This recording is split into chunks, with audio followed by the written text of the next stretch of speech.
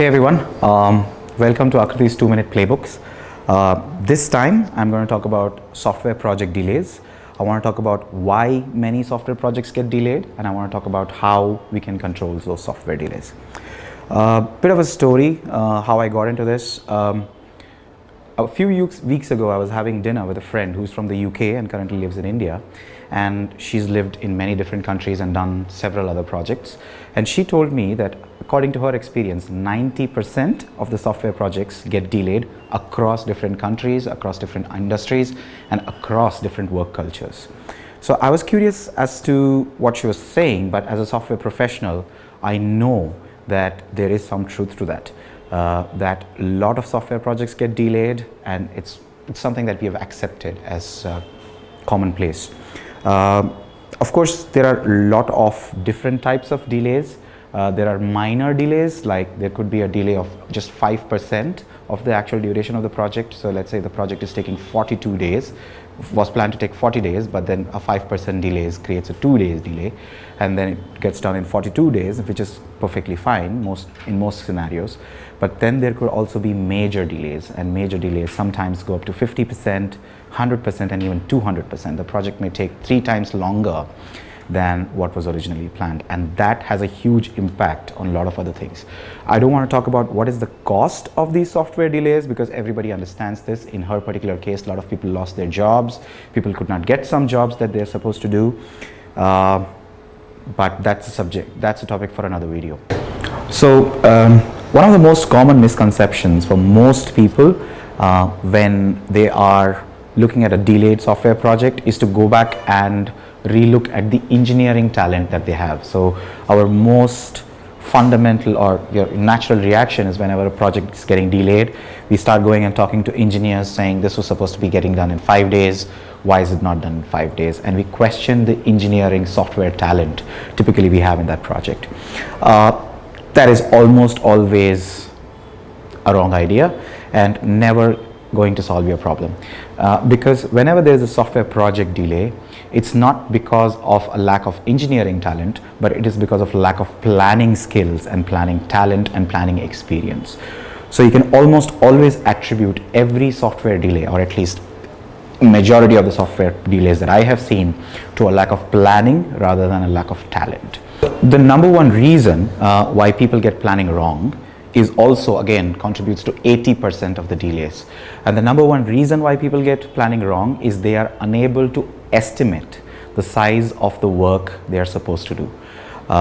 Estimation is not easy, estimation is hard, estimation is difficult. You need experience, you need data, and you need templates to do the estimation, and all of this have to come together in order for you to be able to estimate accurately. And that's why so many people get estimates wrong. And in this video, I'm only going to talk about the first reason and the most common reason of getting your software projects delayed is problem with your estimation. So predominantly, whenever you're doing estimates, there are 2 types of estimates that estimation techniques that you could use. So then first there is a top-down estimate, and then there is a bottom-up estimate. So you can see top-down estimates and bottom-up estimates. These are uniquely different, and they are meant for completely different purposes. A top-down estimate is something that you would use to do an estimation when you are already having information about a similar project. So for example, let's say that you've just learned that a 3-story building took 3 man-months to build, and somebody comes and asks you how long would a 4-story building of a similar type take, and your answer would probably be 4 months, because that's how you project it. So top-down estimates, you need reliable information about how long a particular piece of work that is absolutely similar in nature took. So in top-down estimates, you cannot compare apples and oranges. You can only compare apples and apples and decide how much the other apples should cost or take in terms of money or time. Now, when you're doing top-down estimates, and the reason I call them top-down estimates is you compare the overall estimates from the top, the overall amount of actual time that was spent in conducting a similar project in the past, and then you break down into component parts and you say this components is going to be 10% or 15% or 20% of some of those parts. What are the advantages of top-down estimates? They are very, very fast. because if you're comparing apples and apples and you say this apple is 0.5 times bigger, 50% bigger than the previous apple, then you know that it's going to be 50% more effort and time and probably even money to build that. However, what is very, very important is to compare only apples, and it's not very easy to get access to information about the exact kind of software project that you have built. So if you're continuously doing similar kind of work again and again, then it becomes easier for you to do top-down estimates. One disadvantage, however, is top-down estimates are extremely inaccurate in real life, in the sense that you should almost never use a top-down estimate. You should almost never take a top-down estimate to be absolutely for granted or to be absolutely accurate before you start implementing a project, because it's quite often wrong. So what I mean by comparing apples and apples in the software world is, let's say that you're dealing with two projects that have the same backend technology, that have the same deployment technology. Let's say you're doing the backend in Python, you're doing the front end in React, and you're doing the deployment in AWS, and you're building a typical consumer application form kind of an application where you have a similar backend, but one project has 3 pages whereas the other one has 300. So you could do decently accurate top-down estimates in that kind of a scenario.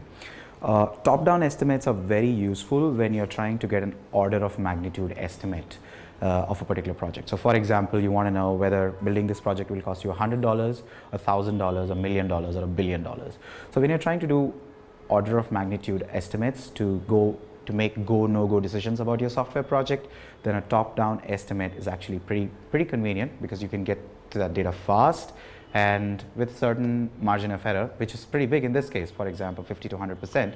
But if that is acceptable for you, because if a project costs $2,000 or $4,000, if it's equally affordable for you, then it's a good time to do a top-down estimate to make a go no-go decision. The second type of estimation that you could do, which I always recommend you do before you start any project, unless you've done tens of similar projects again and again, is a bottom-up estimate. From the name, it's clear that a bottom-up estimate is you first do a detailed work breakdown and then add the effort required for all the components, the cost and money and time required for all the cost estimates. Detailed work breakdown is a slow process, because you need to sit in a place and think through all the aspects of the project first. You have to get the work breakdown verified by multiple people, and after that put the effort of making the actual estimate for each line item. Therefore it's slower, but the advantage is that it's more accurate, and you can actually use it for project planning, because now you have a detailed list of activities that can be divided between multiple people. It can be reorganized. You can also say that certain things are dependent on the others, needs to get done first, and a few things are less important than the other, can be done later, and things like that. So it's very valuable for your project planning. It's almost necessary for you to do it all the time. A full detailed work breakdown is also sometimes not completely possible if you're doing uniquely new projects. So you're always going to run into few things that you don't know that you don't know. For example, let's say that you are doing something absolutely for the first time. For example, let's say you're converting sunlight into moonlight, and this is something that you've never done before in any other project, and you would like, whenever you run into unknown unknowns in bottom-up estimates, what you should be doing is writing spikes. A spike is a small piece of software that does something similar to what you want to do in the final project, but it removes all the unknowns. So you could spend about 2 days. So one of the important things that you would want to do when you're doing a bottom-up estimate is that you would want to write down the full detailed features, at least to a certain degree of detail, so that the software engineers can actually spend enough time to understand what that feature is, what the size of that feature is going to be, what different parts of that building blocks of that feature is going to be, so that they can have enough detail in writing all the line items for making the bottom-up estimates. You could have small unknowns even in a bottom-up estimate. So for example, you could say that I've never sent SMSs to, let's say, Antarctica or Africa in the past using a SMS provider, but I have done the same thing to the US and things like that. And if that is the case, you could just do some preliminary research on the internet, and you can say that I could safely assume that I can do this because of something similar I have done in the past.